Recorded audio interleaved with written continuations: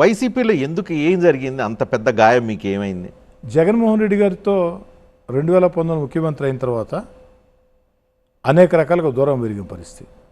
అన్నిటికీ మించి అతి పెద్ద దూరం మా మధ్యలో పెంచింది ఏమిటంటే, అమరావతి ప్రజలు అమరావతి రాజధానిని కోల్పోతుంటే, వీధుల్లోకి వచ్చి పోరాటం చేస్తుంటే, వారు నెల్లూరు గుండా వెళుతూ ఉంటే, నెల్లూరు రూరల్లో వరదల్లో చిక్కుకుంటే, యాత్ర ఆగిపోతే, వరద ప్రాంతాల్లో పర్యటిస్తూ ఆ యొక్క ప్రాంతంలో అమరావతి ప్రజలు ఉంటే వాళ్ళని నేను పరామర్శించాను.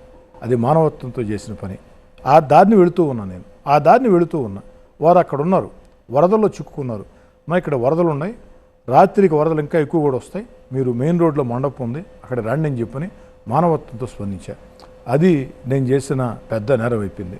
అక్కడి నుంచి పూర్తి స్థాయిలో నా మీద అనుమానాలు. కానీ మీరు వైఎస్ఆర్ కాంగ్రెస్ పార్టీలో ఉండి కోవర్ట్గా తెలుగుదేశానికి పనిచేశారు, అందుకే మిమ్మల్ని దూరం పెట్టారు. అక్కడి నుంచి ఆ దూరం పెరిగి మీరు బయటికి వెళ్ళారని అంటూ ఉంటారు. ఎట్లా రజనీ గారు, మీరే రెండు మాటలు మాట్లాడేట?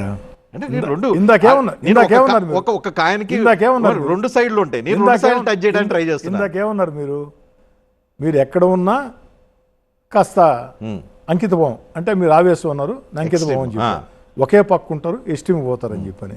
అలాంటి వ్యక్తులు కోట్లుగా పనిచేస్తారు. నేను వైఎస్ఆర్ కాంగ్రెస్ పార్టీ మీ మీద ఎంత టార్గెట్ చేసిందంటే రీజన్ ఏంది కనుక్కునే ప్రయత్నం. వైఎస్ఆర్ కాంగ్రెస్ పార్టీ టార్గెట్ చేసేదానికి వారి కారణాల వరకు ఉన్నాయి.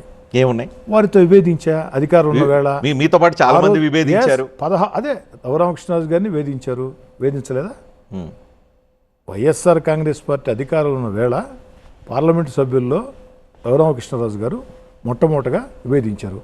వారిని ఏ విధంగా విభేదించింది మీకు తెలుసు.